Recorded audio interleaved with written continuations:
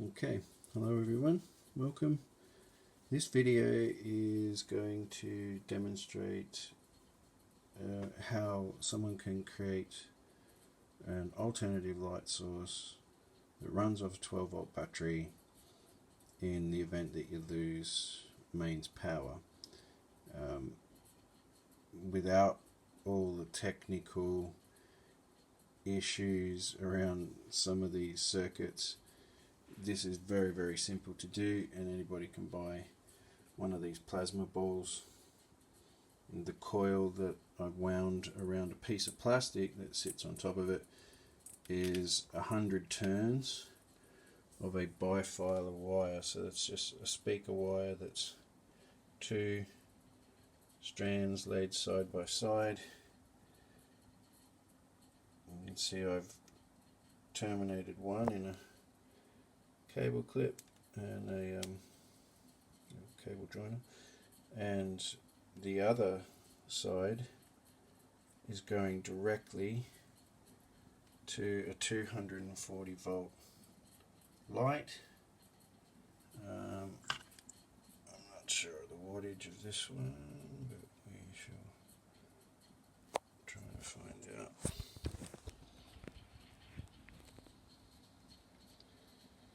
It is 220, 240 volt AC, 50 to 60 hertz, 9 watts, I read there. Yeah, 9 watts. Okay, so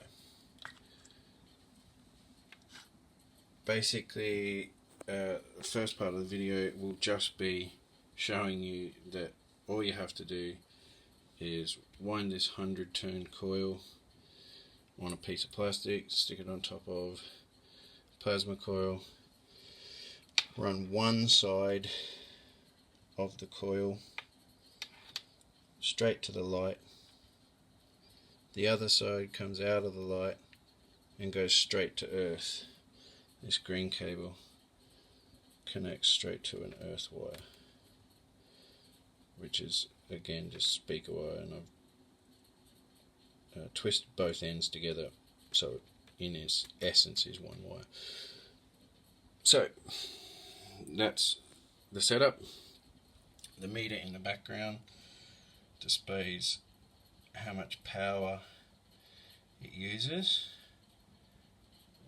and like I said, if you've lost your mains power and you need to run this from a battery, the device runs on 12 volts, the plasma ball, so it's just a case of cutting a wire that has this same adapter.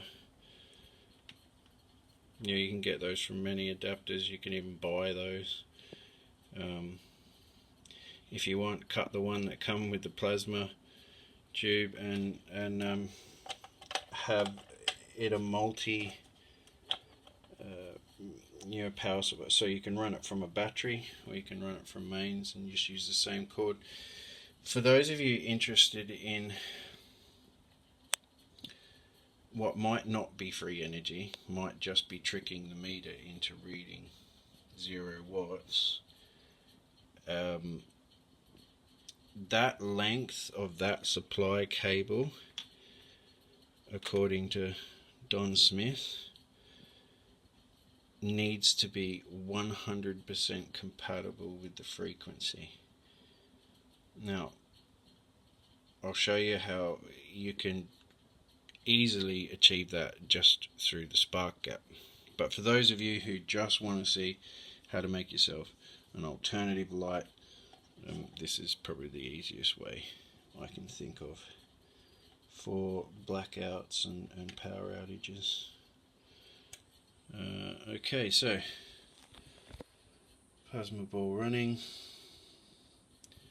comes out of one side of the 100 turn coil, through the red jumper lead, straight into the light, and then back out and through to earth. Now doing that on 240 volts consumes 16.4, 16.5 watts. So that's it. You don't have to do anything. You don't have to wind any super duper special coils after this one, and this is nothing difficult to do. If you take it off the plasma tube or plasma ball keeps running for a reduced wattage, 6.8 watts, 6.5, and the light goes out. Put it back on, and we've got instant lighting, so you don't have to damage your plasma ball or never use it as it was intended to be purchased and to be used for. Yeah, you can literally just sit your coil on top. There's probably other coil arrangements I just have not investigated. In fact, I've seen Don Smith's coil was not like this, and this was purely arranged this way because this was from another device, and I kept walking past it and thought, what would happen? What if I did this? So that's where we're at. Alright, so for those of you who are interested in the spark gap and understanding how important the spark gap is, we'll continue this section for you. So down here, hold the jumper lead. Without the load connected to earth, the circuit produces or consumes 10.3 watts with the coil on, and it's not loaded, but it's probably discharging some of that into the atmosphere. So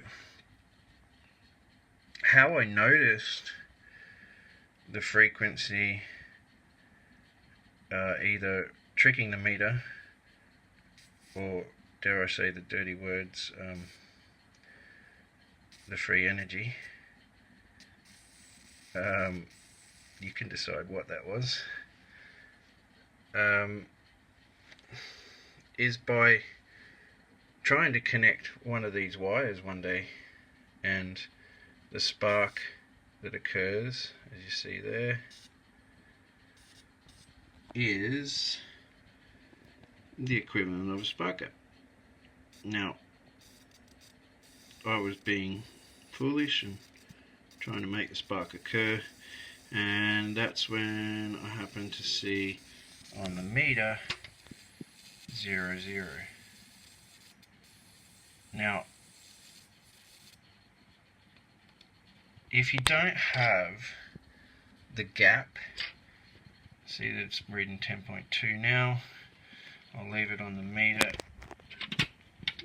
whilst I do the spark, and we'll see if we can get it again. It's all about, because I'm doing this by hand, it varies drastically, but you can see very quickly that it either messes with the meter so badly that it's just incapable, or it's reaching resonant frequency, which may be allowing the device to power itself over radio frequency based on the length of the supply, the power supply line. So, you know, I have actually cut power supply lines when I've seen this effect before, and just to neaten the circuit up and tidy everything up, make it smaller, and it's changed it, and it stopped the effect from occurring. According to Don Smith, that's the reason why some of his devices have stupidly long power supply lines, because they match the resonant frequency of the spark. And it's as simple as that. Well, I hope it is.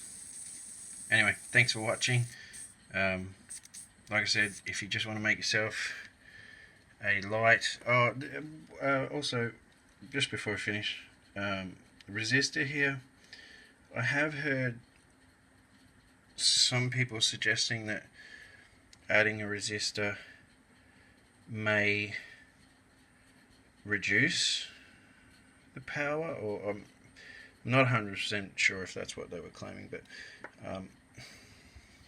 at least in this configuration, I'm not 100%. Yeah, I'm not 100% sure that that's accurate. So what we'll do is we'll go directly connected the 4 resistor, and we are consuming 15 watts to run the plasma ball and the light. And now if we take that off there and connect it after resistor,